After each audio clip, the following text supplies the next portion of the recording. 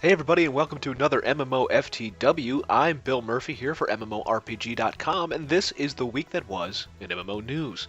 Now, the first big thing we got this week, and probably the only thing really worth mentioning, honestly here folks, whether you feel ambivalent about World of Warcraft or not, it's back up over 10 million subscriptions due to the launch of Warlords of Draenor, the game's 5th expansion. This is a 10-year-old MMO that everybody claimed was on its way out, even though it still had 7 million subscribers, and now it's back up over 10 million for the first time since Wrath of the Lich King launched. I think it was Wrath of the Lich King, maybe Burning Crusade.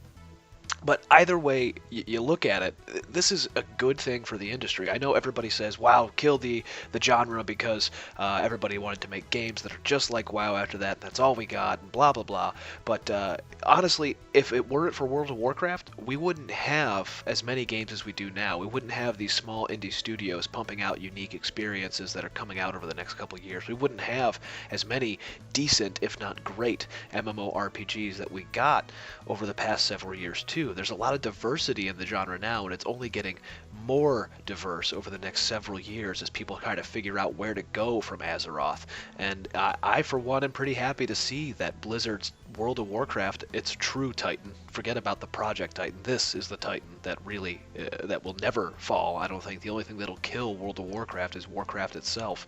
To see it over 10 million subscriptions once again, to see the unanimous praise of the Warlords of Draenor expansion, I'm pretty pleased. I gotta say, it's nice to see that there's still some power and some juice left behind World of Warcraft, and it gives me hope for the future of the MMORPG that we'll see more games be successful down the road.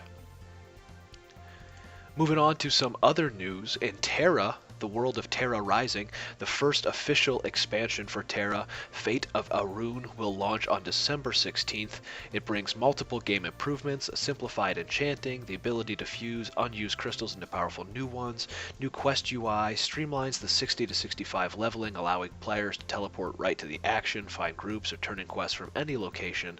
There's a level cap increase, new skills, a whole new continent, a whole bunch of new PvP stuff, all coming for free to Terra on December 16th. So keep an eye out for that one. We'll be covering the expansion when it launches. We've got some people that are still playing Terra after all these weeks and months, and are looking forward to the Fate of Arun expansion. Now, speaking of indie MMOs, like I did back there during the World of Warcraft rant, there's one that we're all very keen to watch because it comes from a couple of guys that made Ultima Online and Dark Age of Camelot, part of the teams that made Ultima Online and Dark Age of Camelot what they are today, and that's Shards Online from Citadel Studios. This is sort of a massively multiplayer online RPG where the players run all these different worlds with different rule sets and different goals and different objectives.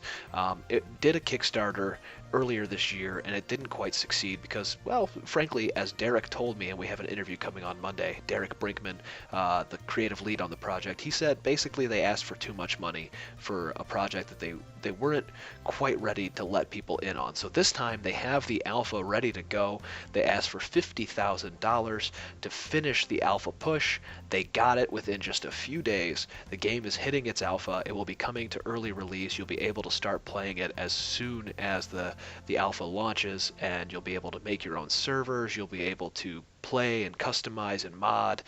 This isn't like a Minecraft game. This is very much akin to Ultima Online, where there's a heavy emphasis on RP, sandbox experience, running out and skill building, not really classes and level building. It's a very interesting game. You'll want to head on over to the Shards Online Kickstarter page and give it a look and see if you feel like backing the game itself, because there's actually some interesting goals they have for their stretch goals of 75, 100,000, and I think a hidden 150,000 goal as well. So keep an eye on that one.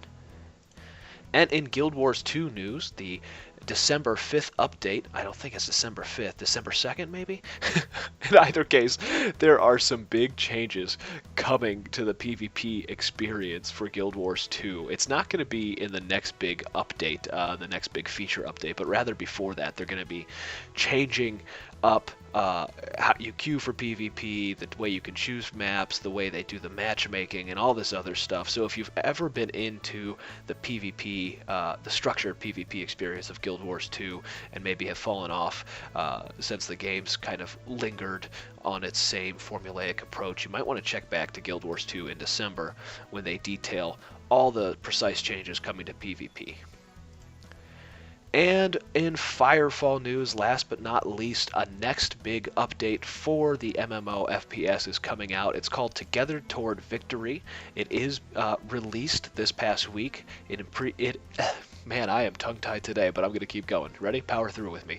So the patch features important PvP enhancements, new open-world encounters, a special 5-player instance, and more. This is a free update with the Operation Miru instance. It has a Cord Skydock, which is a chosen army threatening the Cord supply line by assaulting Skydock, a new key resource transportation hub. Located in the Coral Forest, Skydock is a massive open-world battle where players must defend against the relentless assaults from the treacherous chosen forces.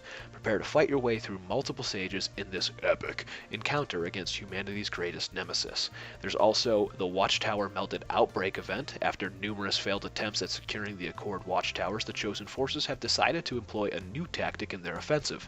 The Melted Outbreaks are now new challenges where chosen soldiers and melding creatures are unleashed through a portal on various Accord Watchtowers. You'll repel the enemy threat to claim some time-limited bonuses in addition to mission rewards. And of course, there's the Broken Peninsula update. The battle for resources continues on the war-torn continent of Broken Peninsula. This is sort of the open PvP zone in Firefall. Various improvements were made to the PvP war zone, including content refinement and stability updates. Job boards have also been introduced in Broken Peninsula, where players can contribute to their employing faction by competing specific sort of PvP-based missions. So beware of your progress, however, because the opposing corporation will place bounties on top-performing pilots. Yeah, it's all pretty good. Firefall is one of those games that I have a love-hate relationship with. Love it because it's so awesome, hate it because there's so much more it could do, and it seems like the team at Red 5 Studios is very insistent on improving the game in many ways. You might want to go check out Update 1.2, Together Toward Victory, if it's the kind of game you like to keep your eye on, because it's getting better all the time. Alright guys, that's it for this week's MMOFTW. Have a happy Thanksgiving this coming week. We will be back with an episode next weekend, but I bet it's going to be sparse of news because most studios kind of shut down this week. But we'll see what news comes out. I'm sure there'll be something to talk about. In any case, don't forget to follow us on Twitter, Twitch, YouTube, and Facebook at MMORPG.com without the dot.